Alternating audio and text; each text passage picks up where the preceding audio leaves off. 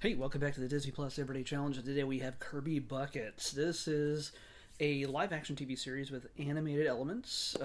It's about a kid who has a overactive imagination, as they often tend to be on the Disney Channel or Disney XD, where this used to be on. From 2014 to 2017, each of the episodes are about 24 minutes long. There's 3 seasons.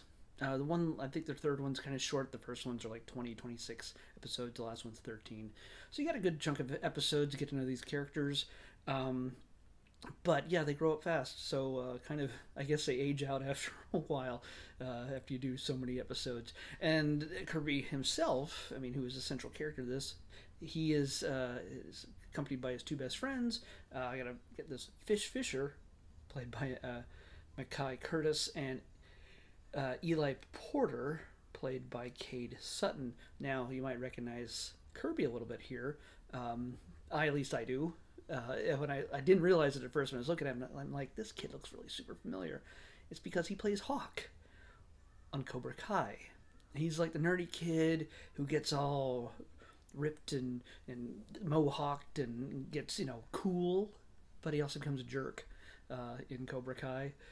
But yeah, he's one of the main characters. Well, I mean, not one of the main characters, but one of the main characters who has his own storyline that you kind of follow.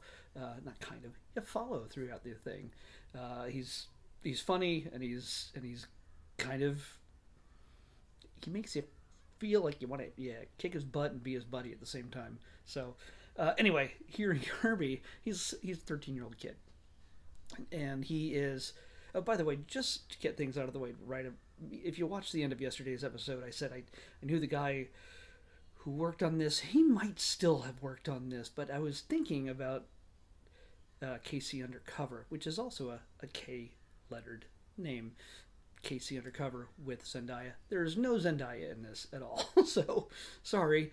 And Darren, if you are involved in this, I couldn't find your name on it, but I thought for sure I remember him talking about us having a conversation about Kirby Buckets, but I know we talked about Casey Undercover. Anyway, totally different thing. Back to this.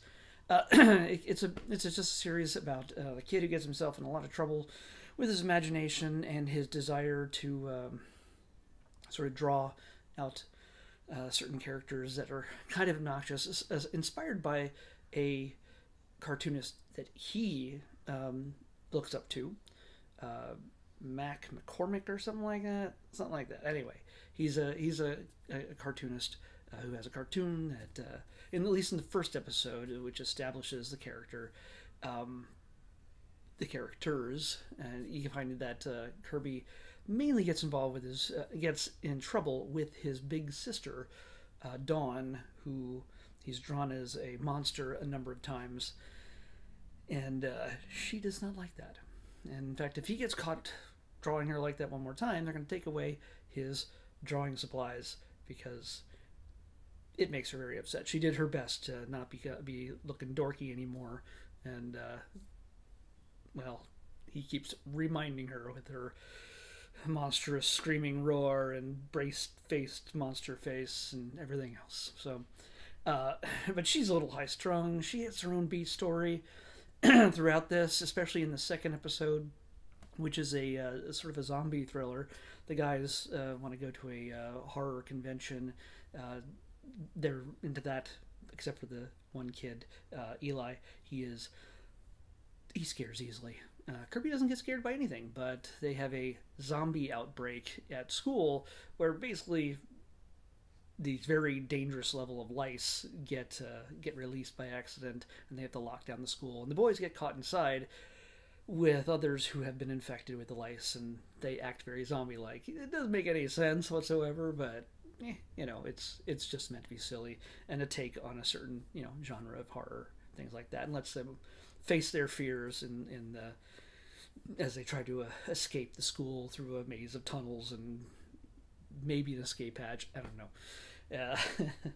There is which doesn't come into play at all at some point, I realize, but it's the goal to escape the monsters.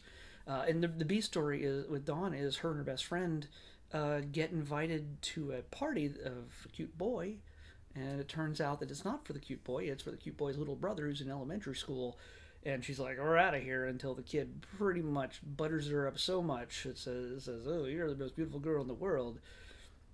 She stays around just to have all the attention paid to her, because there's no other girls there other than her best friend, who she treats like crap, but is still very loyal. It's a Peppermint Patty Marcy thing. It's a Smithers and Burns thing, Burns and Smithers thing. So yeah. Well, it's many different things. We've seen this dynamic many, many times. It's Barton Milhouse. Yeah, she's very Milhousey at times, and but yeah, she's all loving this attention when the girls that boy's age in elementary school show up, and a dance-off happens, not for the boy's affections, but at least to be the focus of attention.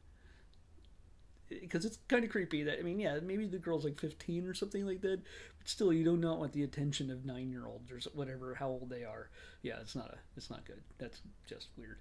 So, but it adds to the comedy. There's a dance-off, there's flying shoes, and there's all sorts of crazy things. The boys, of course, they learn their lesson. Dawn does not, but she does get embarrassed for her own actions when the boy she does like shows up, and wonders why she's at his little brother's birthday party.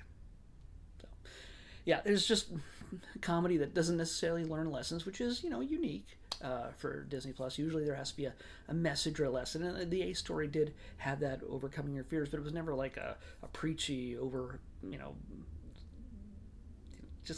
wasn't like that. It's not something that's meant to make you think, and let's talk to my parents about that later. It's none of that stuff. It's just really silly in some ways. It reminds me a little bit of Malcolm in the Middle, but not as mature, let's just say. It's still very appropriate for kids. And yes, there's fart humor. There's pig fart humor. There's a pig in the first episode in a tutu who farts, and that's what you want in your television, no matter what. So, yeah. It's all right. Yeah, I can't say that's going to be the kind of thing I'm going to watch every single episode of. It's not made for me. If I sat around watching this thing, it just might be a little weird. Now, Malcolm in the Middle is a completely different thing, just because it was not aimed towards kids. It was very much it shifted from Malcolm to Dad to Walter White, to Hal at some point, at the same time. Sort of like, Bart Simpson was the kid in Simpsons and eventually evolved to be a show about Homer.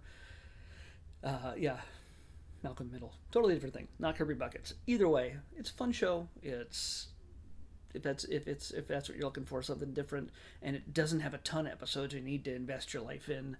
There's not more than 40, 50 or 60 episodes. So, yeah. Give it a shot if it's something in your wheelhouse. But otherwise, if you're old like me, yeah, maybe this would be something you want to watch. 545. 545. What will it be? 545. Come on. Well, guess what? It is something I would watch. If you're my age, because this is a show that's been around for more than 30 years. You can already tell what I'm talking about, more than likely, because I was just talking about it a second ago. This is a short, The Simpsons, The Good, the Bad, and the Loki. Yes, this is a Simpsons short that jumps into the Marvel Universe, to the MCU, and it literally does connect to, it came out right around the time of the Loki series on Disney Plus, more than a year ago. So, yeah, The Simpsons, The Good, the Bad, and the Loki animated short on the Disney Plus Everyday Challenge tomorrow. I'll see you then.